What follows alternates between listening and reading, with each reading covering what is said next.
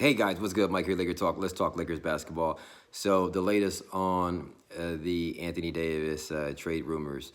Uh, the latest that came out this morning was the Lakers sent an underwhelming offer to the Pelicans, offering Kuzma, Lonzo, Michael Beasley, Rajon Rondo, and a first-round pick.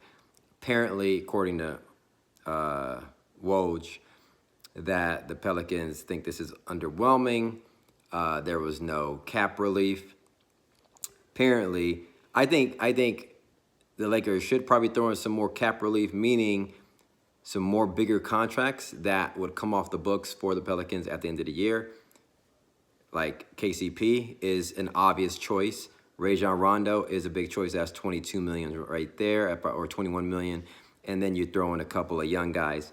Uh, now, KCP has a trade clause in there. I don't know the details of that clause, but I think that's why he's not being thrown in there. Or the Lakers are trying to hold on to some of that cap relief themselves so that when we acquire Anthony Davis, we have some cap room at the end of the year that's going to come off the books to sign a third player, not for a max deal, but for close to $20 million in that range per year and some change for some fill-in pieces, right?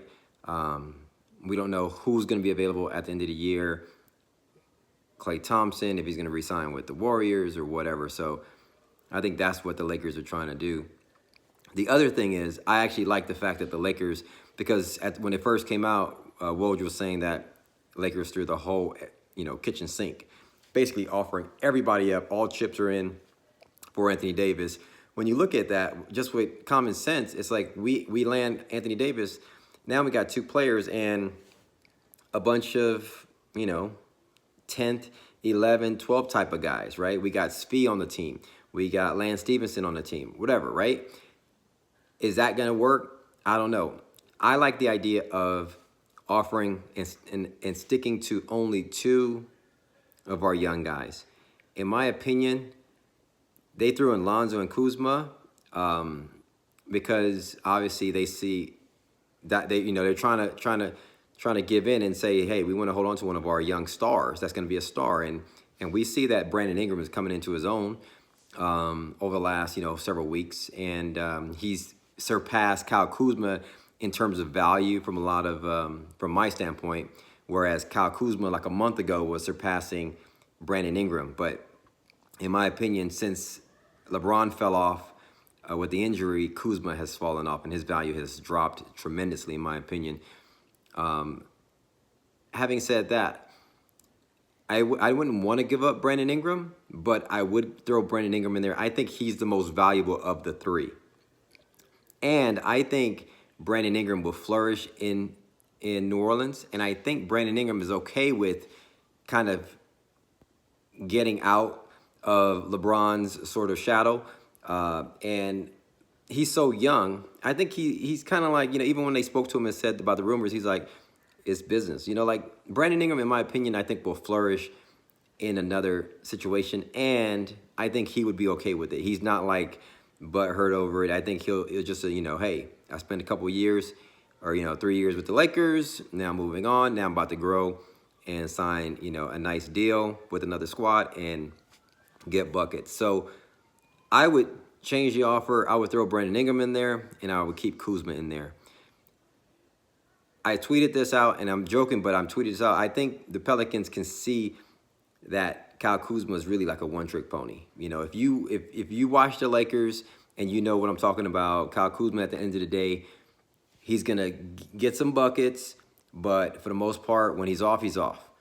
He's not gonna offer much more when he's not getting the ball and reacting and trying to score.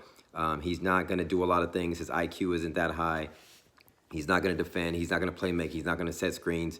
He's not going to do a lot of things. He's not going to rebound. He's not going to do a lot of stuff that you might want from a player. And so I think the Pelicans see that. And so Kyle Kuzma is not enough. A lot of people are saying, hold on to Kyle Kuzma, give up Brandon and Lonzo. You're crazy. In my opinion, I would reverse all this. I like the fact that the Lakers were offering only two, trying to keep one in Brandon Ingram. I would switch it. I would throw Brandon Ingram in there and hold on to Lonzo. Brandon Ingram, Kuzma, and I would offer KCP. I would try to work a deal out with KCP in a sense that, hey, KCP, they might waive you anyway, and then they're gonna waive you, I think anyway, and you might be able to re-sign with us, after you clear waive. Or he actually couldn't. No, you couldn't do that. You can't trade a guy, have him waive, and re-sign him that same year. You got to wait, I think, a couple years or something like that, a few years later. I don't even think you can pick him up in free agency.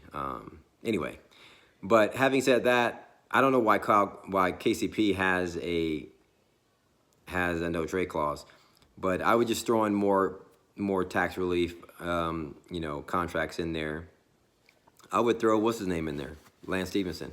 I think his stuff is coming off the books, even though I like Lance Stevenson down the stretch. But if I could hold on to Lonzo, who I think is the point guard of the future, once he's healthy, AD and LeBron, I think we can run. And with Lonzo and LeBron on the squad, is going to just propel anybody else that comes in that fills in that role.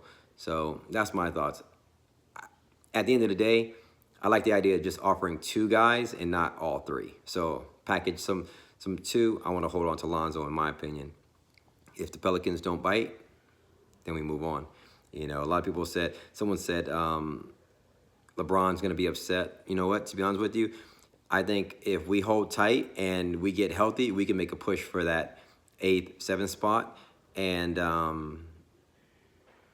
I think we might see something end of the year where LeBron James buys into these guys and say, wait, we can hold on to this and just clear up some of that cap space and wait for Anthony Davis to become a free agent, or make a deal in about a year from now when we'll have all the leverage. We'll have basically all the leverage, and we're not going to give up a lot because Anthony Davis is coming to the Lakers anyway, and we can make a trade mid-season at next year's trade deadline for just one young star and a pick and some cap relief money at that point to the team that Anthony Davis goes to if he doesn't get traded this trade deadline. Anyway, that's my thoughts right now. Hit me up in the comments below. Let me know your thoughts. Thanks for commenting, liking, subscribing.